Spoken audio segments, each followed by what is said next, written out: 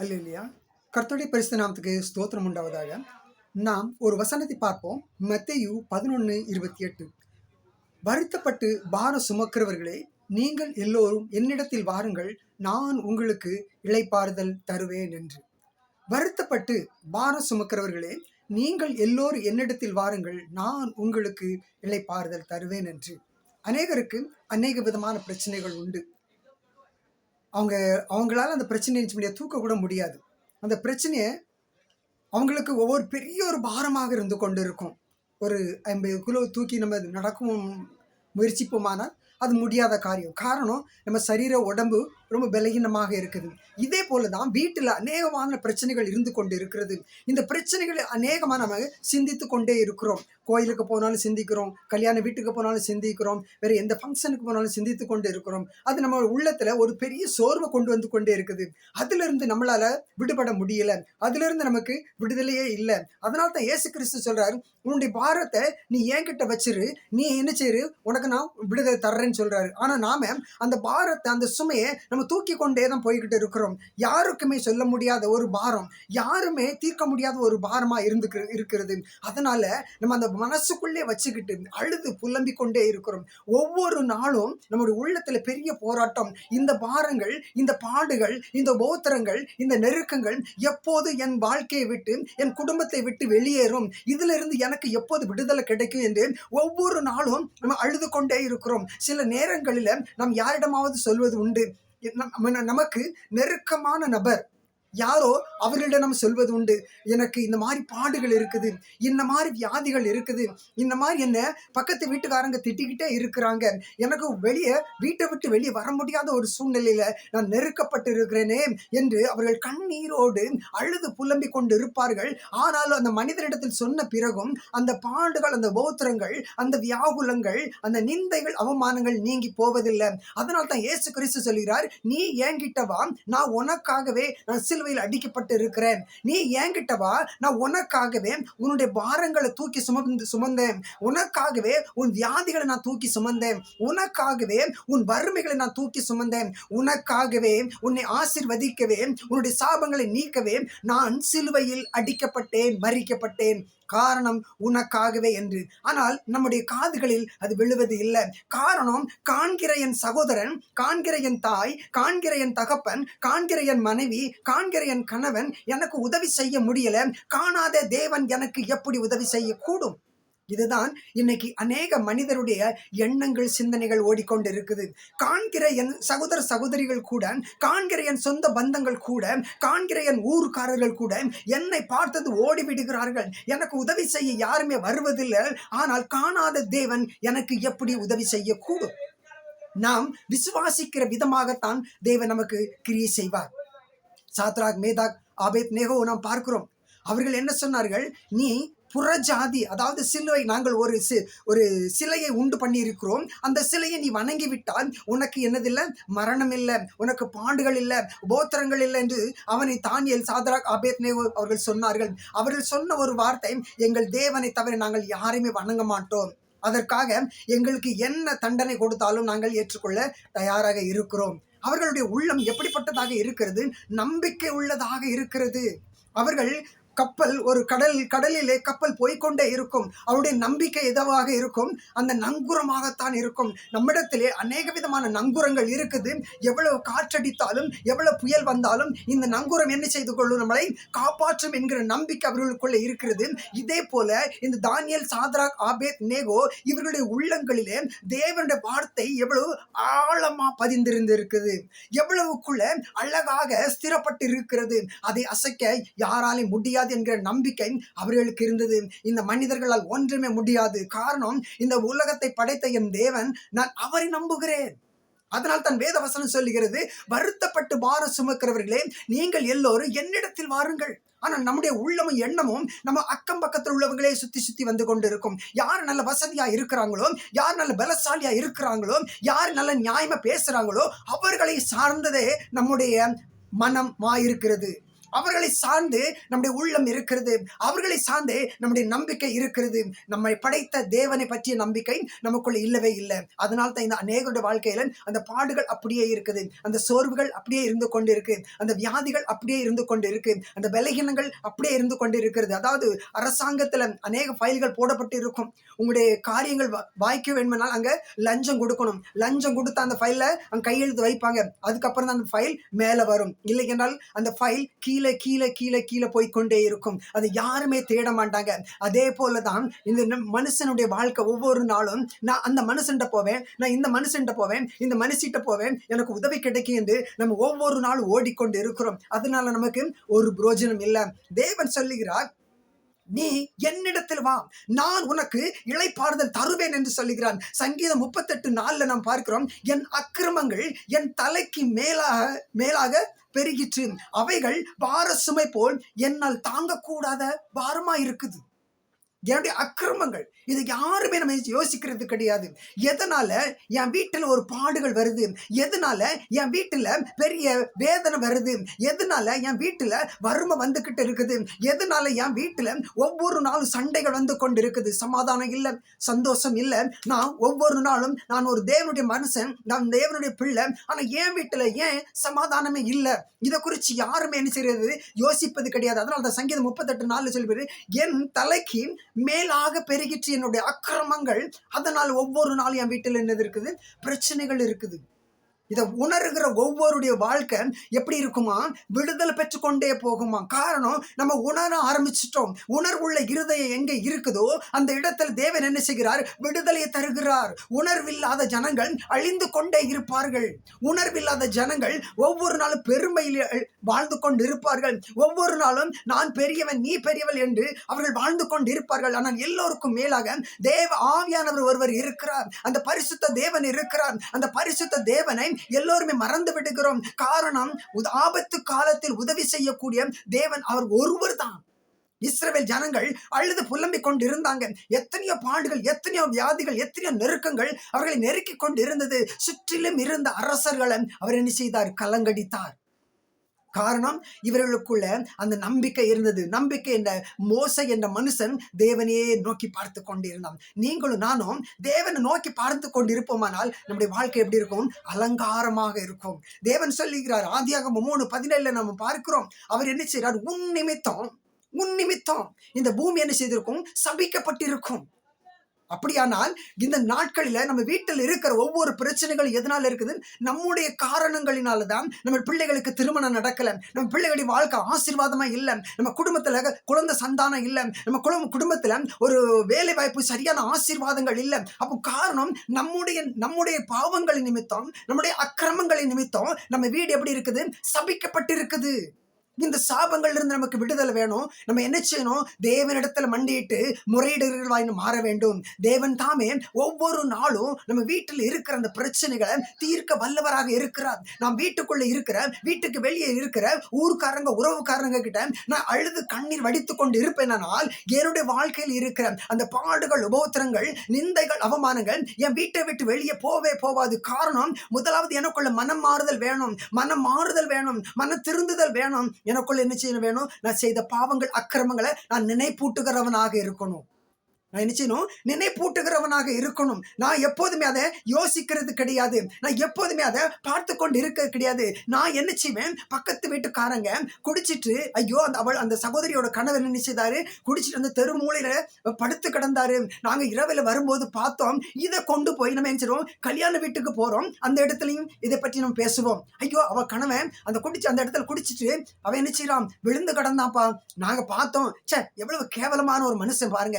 அவன் பிள்ளைய பாருங்க, எப்போது திருடிக்கிட்டே அலையிறான். அவன் பிள்ளைய பாருங்க, எப்போதும் விபச்சாரம் பண்ணிக்கிட்டே இருக்கான். அவன் பிள்ளைய பாருங்க, அவன் புருஷனை பாருங்க என்று நாம என்னச்சிரோம், அடுத்தவங்க காரியங்களை தான் நம்ம யோசித்து கொண்டே இருக்கிறோம். நம்ம காரியங்களை யோசிக்கிறதே கிடையாது, நம்ம பிள்ளைகளை யோசிக்கிறது கிடையாது, நம்முடைய அக்கிரமங்களை நம்ம யோசிக்கிறது கிடையாது. அதனால தான் சங்கீதம் சொல்லப்பட்டு இருக்கிறது, என் அக்கிரமங்கள் என் தலைக்கு மிஞ்சின பாரமாக இருக்குது தகப்பனே. யாராவது நம்ம என்னைக்காவது தேவனிடத்தில் இப்படி முறையிட்டு இருப்போமா? என் வீட்டுல ஏன் சமாதானம் இல்லை, என் வீட்டுல ஏன் சந்தோஷம் இல்லை, என் வீட்டுல ஏன் இந்த பாடுகள், உபத்திரங்கள் நீங்கவில்லை? அப்பவும் காரணம் என்னுடைய அக்கிரமங்கள். தேவன் அது ஏற்கனவே ஆதியாகமம் 3:17 சொல்லிட்டாரு. உன் அக்கிரமங்களின் நிமித்தம் இந்த பூமி என்ன செய்திருக்கும்? சபிக்கப்பட்டிருக்கும். என் அக்கிரமங்கள் நிமித்தம் என் வீட்டுல என் குடும்பத்துல சமாதானம் இருக்காது, சந்தோஷம் இருக்காது. அப்படியானால் நான் என்ன செய்யணும்? தேவ சமூகத்துல நின்று கொண்டு இருக்கணும்.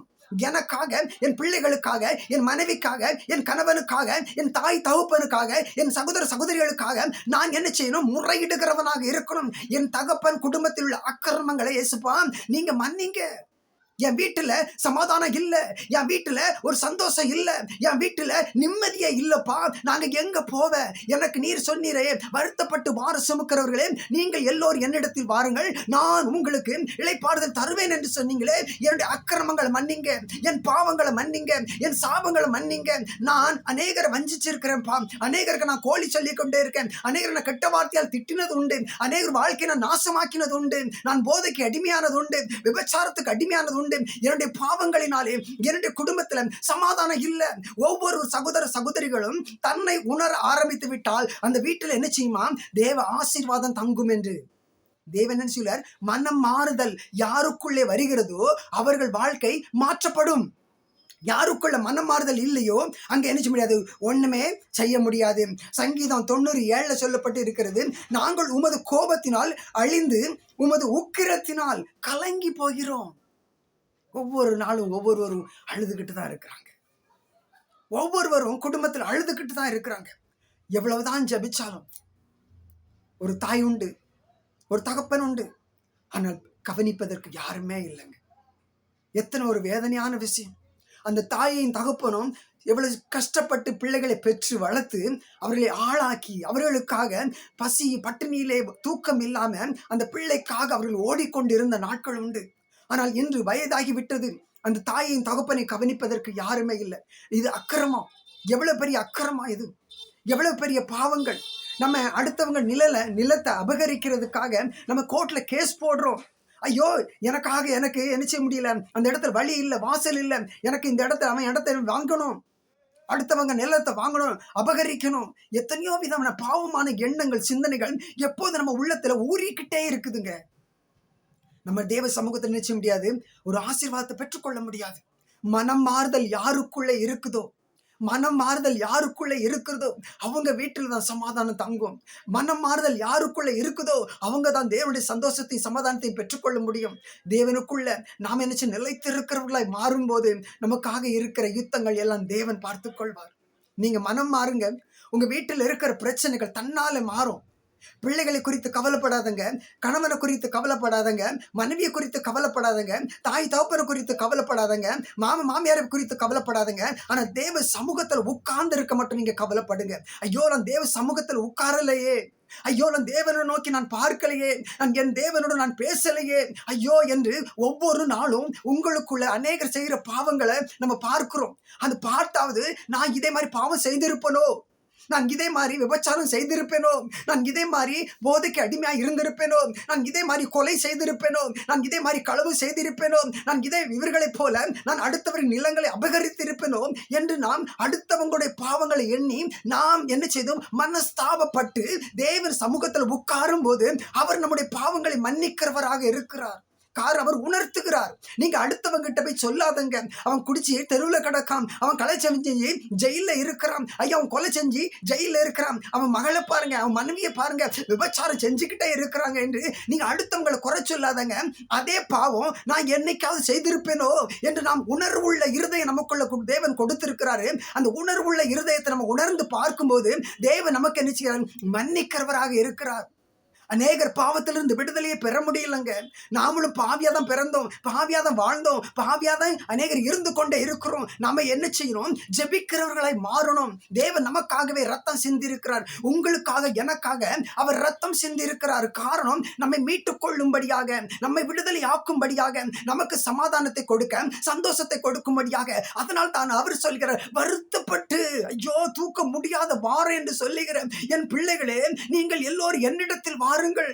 உன் சகோதரனுக்கு விரோதமாக, உன் சகோதரிக்கு விரோதமாக, உன் குடும்பத்துக்கு விரோதமாக நீ செய்த பாவங்கள் உண்டு.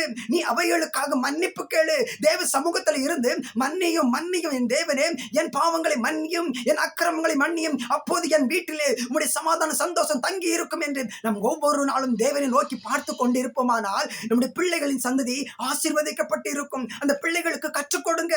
தேவ சமூகத்துல இப்படிதான்ப்பா உட்கார்ந்து ஜெபிக்கணும். அதனால தேவன் நமக்கு என்ன செய்வார்? ஒரு பாதுகாப்பை கொடுப்பாரப்பா, தேவன் நம்மளை ஆசீர்வதிப்பாரப்பா என்று நம்ம அந்த பிள்ளைகளுக்கு கற்றுக் கொடுக்கும் போது அந்த பிள்ளைகளின் வாழ்க்கையும் ஆசீர்வதிக்கப்பட்டு இருக்கும். நம்ம அடுத்தவங்க கதையை பேசாதங்க. ஐயோ, அடுத்தவங்க கதையை பேச பேச நம்முடைய தலையில என்ன செய்வோம்? அக்கிரமம் இன்னும் சுமந்து கொண்டே இருக்கும். காரணம், நியாயத்தை நீ தீர்க்காதப்பா, நியாயம் நான் தீர்ப்பேன் என்று தேவன் சொல்லி இருக்கிறார். அப்படியானால் நீங்களும் நானும் அடுத்தவங்களை குறை சொல்றது கூட பெரிய பாவங்க. அடுத்தவங்களை குறை சொல்லி கொண்டே இருக்கிறது பெரிய பாவமாக இருக்குது. ஒவ்வொரு நாளும் நம்முடைய வாழ்க்கை எப்படி இருக்குது? போராட்டத்தின் மத்தியில தான் இருக்குது. நிம்மதி இல்லை, சமாதானம் இல்லை. குளிச்சுட்டு புது துணியை உடுத்துட்டால நம்ம பெரிய ஒரு ஐஸ்வர்யமான மாற முடியாது, ஒரு சமாதானம்னா நம்ம இருக்க முடியாது. தேவ சமூகத்துல நீங்க இருங்க. தேவ சமூகத்துல எப்போது நேரத்தை கொடுங்க. அந்த தேவன் உங்களையும் உங்கள் குடும்பங்களையும் ஆசீர்வதிக்கிறாரு. மாறணும். ரோமர் 7:23 பார்க்கிறோம். போராடுகிற வேறொரு பிரமாணத்தை என் அவயங்களில் இருக்க நான் காண்கிறேன். என்னுடைய அவயத்துல போராடுகிற, ஐயோ 5 மணி ஆனால் என்னால் என்ன செய்ய முடியாது? இருக்க முடியாது. சாரை கடையை தேடி ஓடி போகணும். ஐயோ, இரவு 10 மணி ஆனால் என்னால் இருக்க முடியாது. விபச்சாரத்தை தேடி ஓடணும். ஐயோ, இரவு 12 மணி 1 மணி ஆயிட்டா என்னால் இருக்க முடியாது. கொலை செய்யணும், திருடணும், களவு செய்யணும், பொய் சொல்லணும். ஐயோ, என்னுடைய உள்ளங்கள் என்னுடைய நான் இப்போது இன்னொருவர் என்னை ஆளுகை செய்து கொண்டு இருக்கிறார். அந்த ஆளுகையிலிருந்து எனக்கு விடுதலை வேணும் ஏசப்பா, எனக்கு விடுதலை தாங்க என்று நீங்களும் நானும் என்ன செய்யணும்? தேவ சமூகத்தில் இருந்து போராடுகிறவர்களா இருக்கணும். யோபு என்ன செய்கிறான்? தேவன் சமூகத்திலே இருந்து கொண்டு இருக்கிறான். எப்பா, எனக்கு விடுதலை தாங்க, இந்த வியாதியினால, இந்த விலகினத்தினால நான் நிந்தையோடு அவமானத்தோடு நின்று கொண்டு இருக்கிறேன் என்று அவன் கண்ணீர் வடித்து அழுது புலம்பிக் கொண்டு இருக்கிறான். அவன் நண்பர்கள் வந்து அவனுக்காக அழுது புலம்பிக் கொண்டு இருக்கிறார்கள். ஒருவர் பாரத்தை ஒருவர் சுமந்து அவர்களுக்காக ஜெப வேண்டுதல் விண்ணப்பங்கள் பண்ணி கொண்டு இருக்கிறார்கள். இன்று நீங்களும் நான் என்ன செய்யணும்? ஜெபிக்கிறவர்களாக இருக்கணும். நம்ம கண்களுக்கு முன்பாக யாராவது ஒருவர் பாவம் செய்த நாம் பார்ப்போமானால் அவர்களுக்காக ஜெபிங்கள். காரணம், நீங்கள் ஜெபிக்கிற அந்த ஜெபம், நீங்கள் செய்திருந்த பாவங்கள் உங்களுக்கு மறைக்கப்பட்டிருக்கும். உங்கள் பாவங்களை தேவன் என்ன செய்வார்? மன்னித்து விடுவார். உங்களை ஆசீர்வதிப்பார். உங்களை சாபங்கள் எல்லாம் நீக்கி போடுவார். காரணம், நீங்கள் மற்றவருடைய பாவங்களுக்காக அவர்கள் பிடிக்கப்பட்டு இருக்கிற அந்த பிடியிலிருந்து விடுதலை வேண்டும் என்பதற்காக நீங்கள் ஜெபித்துக் கொண்டு இருக்கிறீர்கள். உங்கள் வாழ்க்கையை தேவன் என்ன செய்வார்? மாற்றுகிறவராகவே இருக்கிறார். அதனால் தான் அதில் சொல்லப்பட்டு, ரோமர்ல சொல்லப்பட்டிருக்கிறது, எனக்குள்ள போராடுகிற வேறொரு அவயத்தை நான் காண்கிறேன். என்னுடைய பிரமாணமே வேற. ஆனா நான் என்னை ஆளுகை செய்யறது இன்னொருவர் ஆளுகை செய்யறாரு. என்னை தள்ளி கொண்டே போறாரு. நான் வேண்டாம், நான் குடிக்க கூடாதுன்னு நினைக்கிறேன், ஆனாலும் என்னை இழுத்து கொண்டு போறாரு. ஐயோ, நான் களவு செய்யக்கூடாது, கொலை செய்யக்கூடாது, அந்த பாவமே என்னை செய்யக்கூடாது, பீடி சிகரெட் குடிக்க கூடாது, பொய் சொல்லக்கூடாது, நான் நிர்ணயம் பண்ணி இருக்கிற இயேசுவின் நாமத்தினாலே. ஆனால் இன்னொரு வந்து என்னை இழுத்து கொண்டு போகிறார். காரணம், அவர் என்னை ஆளுகை செய்து கொண்டு இருக்கிறார். அந்த பிசாசானவன், அந்த பாவ எண்ணங்கள் என்னை ஆளுகை செய்து கொண்டு இருக்குது. அதிலிருந்து எனக்கு விடுதலை வேணும் ஏசப்பான்னு நம்ம என்ன செய்யணும்? முறையிடுகிறவர்களாய் மாறணும். நம்மளை போல எத்தனையோ சகோதர சகோதரிகள், குட்டி குட்டி குழந்தைகள் இன்னும் பாவத்தில் விழுந்து கிடக்குறாங்க. அவர்களுக்காக நம்ம என்ன செய்யணும்? ஜெபிக்கிறவர்களாய் மாறும்போது நம்முடைய அக்கிரமங்களை, நம்முடைய பாவங்களை தேவன் நினைச்சுக்கிறார், மன்னிக்கிறவராகவே இருக்கிறார். யோபு 14:1 சொல்லப்பட்டு இருக்கிறது, சிறியனிடத்தில் பிறந்த மனுஷன் வாழ்நாள் குறுகினவன், சஞ்சலம் நிறைந்தவனுமாய் இருக்கிறான். சிறியனிடத்தில் பிறந்த ஒரு மனுஷி வாழ்நாள் முழுதும் குறுகிறவனும் சஞ்சலம் நிறைந்தவனுமாக இருக்கிறான். யாருமே சமாதானத்தோடு வாழ முடியாது என்று சொல்லப்பட்டு இருக்கிறது. யாருமே சந்தோஷமாய் வாழவே முடியாது என்று சொல்லப்பட்டு இருக்கிறது. ஆனால் நம்முடைய மனம் மாறுதல் எப்படிப்பட்டதா இருக்குது? நம்முடைய வாழ்க்கையை மாற்றக்கூடியதா இருக்குது. உங்களுடைய மனம் மாறுதல், என்னுடைய மனம் மாறுதல் நம்ம வீட்டுக்குள்ள இருந்து பெரிய சந்தோஷத்தை கொண்டு வரும். நம்முடைய மனம் மாறுதல் நமக்கு சந்ததிகளை ஆசீர்வதிக்கும். உங்களுடைய மனம் மாறுதல், என்னுடைய மனம் மாறுதல் நம்ம கிராமங்களை ஆசீர்வதிக்கும். நம்ம கிராமம் ஆசீர்வதிக்கப்பட்டால் நம் மாநிலங்கள் ஆசீர்வதிக்கப்படும். நம் மாநிலம் ஆசீர்வதிக்கப்படுமையானால் நம் தேசமும் ஆசீர்வதிக்கப்பட்டு இருக்கும். மனம் மாறுதல் எத்தனை முக்கியமான ஒரு அவசியமாக இருந்து கொண்டிருக்குது. இன்னொரு